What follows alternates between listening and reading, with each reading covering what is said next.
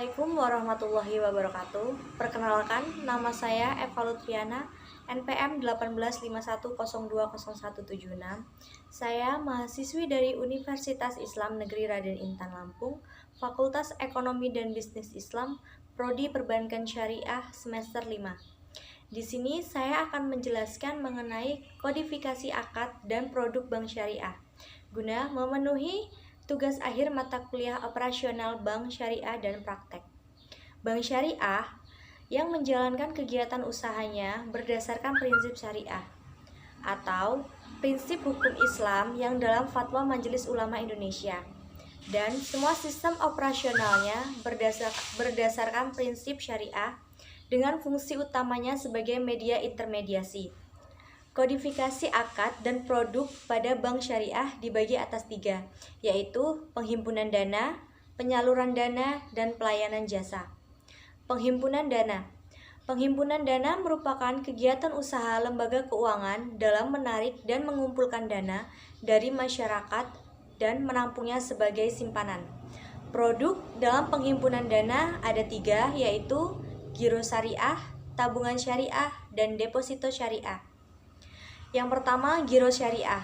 Giro syariah merupakan simpanan pada bank yang penarikannya dapat dilakukan setiap saat menggunakan cek atau biliet giro. Dalam hal ini, Dewan Syariah Nasional menyatakan bahwa telah mengeluarkan bahwa giro yang dibenarkan secara syariah adalah giro yang dijalankan adalah berdasarkan prinsip wadiah dan mudharabah. Akad yang digunakan adalah akad wakalah dan mudharabah. Yang kedua, tabungan syariah. Tabungan syariah adalah yang penarikannya hanya dapat dilakukan menurut syarat yang disepakati, tetapi tidak dapat ditarik dengan cek atau biliet giro dan atau alat lainnya yang dipersamakan dengan itu. Akad yang digunakan adalah akad wadiah dan mudharabah. Dan yang ketiga ada deposito syariah. Deposito syariah adalah simpanan yang penarikannya hanya dapat dilakukan pada waktu tertentu berdasarkan perjanjian antara nasabah dan bank. Akad yang digunakan adalah akad mudharabah. Kedua, yaitu penyaluran dana.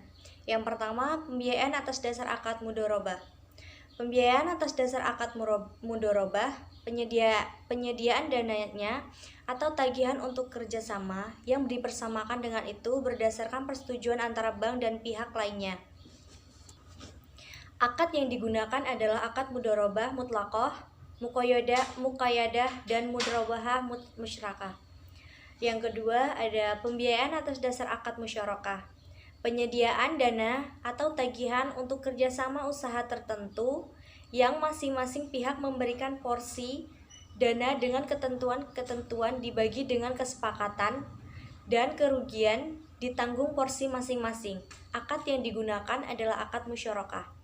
Dan yang ketiga ada pembiayaan atas dasar akad murabahah adalah penyediaan dana atau tagihan yang dapat dipersamakan dengan itu untuk transaksi jual beli barang ditambah harga pokok ditambah margin berdasarkan persetujuan dan kesepakatan antara pihak bank dan nasabah. Akad yang digunakan adalah akad murabahah. Dan yang keempat ada pembiayaan atas dasar akad salam adalah penyediaan untuk jual beli pesanan dengan pengiriman barang di kemudian hari oleh penjual dan pelunasannya dilakukan oleh pembeli pada saat disepakati dengan syarat-syarat tertentu. Akad yang digunakan adalah akad salam. Yang keempat ada pembiayaan atas dasar akad salam. Penyediaan pembiayaan atas jual beli barang dalam bentuk pemesanan, pembuatan barang tertentu dengan kriteria dan persyaratan tertentu yang disepakati oleh pembeli dan penjual. Akad yang digunakan adalah akad istisna. Dan yang kelima ada pembiayaan atas dasar akad ijarah adalah penyediaan dana dalam rangka pemindahan hak guna atau manfaat atas suatu aset dalam waktu pembayaran sewa tanpa diikuti dengan pemindahan pemilikan aset. Akad yang digunakan adalah akad ijarah.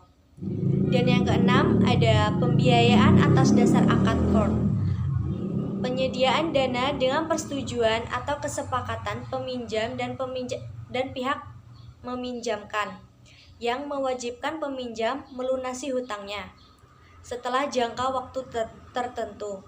Dan yang ketujuh, ada pembiayaan atas dasar akad multijasa. Penyediaan dana dalam rangka pemindahan manfaat atas jasa dalam waktu tertentu dengan pembayaran sewa. Akad yang digunakan adalah akad ijarah dan kafalah. Dan yang ketiga adalah pelayanan jasa, yaitu ada 3. Yang pertama, letter of credit impor syariah. Yang kedua ada bank garansi syariah. Dan yang ketiga ada penukaran valuta asing. Pertama, letter of credit impor syariah adalah surat pernyataan atas importir yang diterbitkan oleh bank atas permintaan importir dengan pemenuhan persyaratan tertentu. Letter of credit menggunakan akad wakalah bil ujrah dan kafalah. Dan yang kedua ada bank garansi syariah adalah jaminan yang diberikan oleh bank kepada pihak ketiga penerima jaminan atas bank selaku pihak yang dijamin kepada pihak ketiga. Akad yang digunakan adalah akad kafalah. Dan yang ketiga adalah penukaran valuta asing. Penukaran valuta asing merupakan jasa yang diberikan bank syariah untuk membeli atau menjual valuta asing yang sama maupun berbeda yang hendak ditukarkan atau dikehendaki oleh nasabah. Akad yang digunakan adalah akad swap. Baiklah, di sini saya mengambil produk dari Bank Mega Syariah, yaitu produk tentang tabungan investasi IB. Pada tabungan investasi IB, setoran utamanya berupa uang tunai sebesar 25 juta. Bebas biaya administrasi jika rata-rata saldonya di atas 5 juta. Untuk biaya rekening per bulan nasabah hanya membayar biaya administrasi sebesar 20.000. Tabungan investasi IB adalah tabungan yang ditujukan untuk nasabah perorangan atau non-perorangan yang memberikan bagi hasil lebih tinggi untuk dana investasi lebih besar. Keuntungan yang diperoleh oleh nasabah yaitu yang pertama, simpanan dalam rata-rata mata uang rupiah. Yang kedua, berdasarkan prinsip syariah dengan akad murabahah mutlaqah. Yang ketiga, dana dapat diambil oleh nasabah sewaktu-waktu. Dan yang keempat ada nilai investasi akad berpotensi naik turun mengikuti pergerakan profit bank. Baiklah, itulah tadi penjelasan singkat tentang kodifikasi akad dan produk bank syariah. Bila ada kesalahan, saya mohon maaf. Saya akhiri. Wassalamualaikum warahmatullahi wabarakatuh.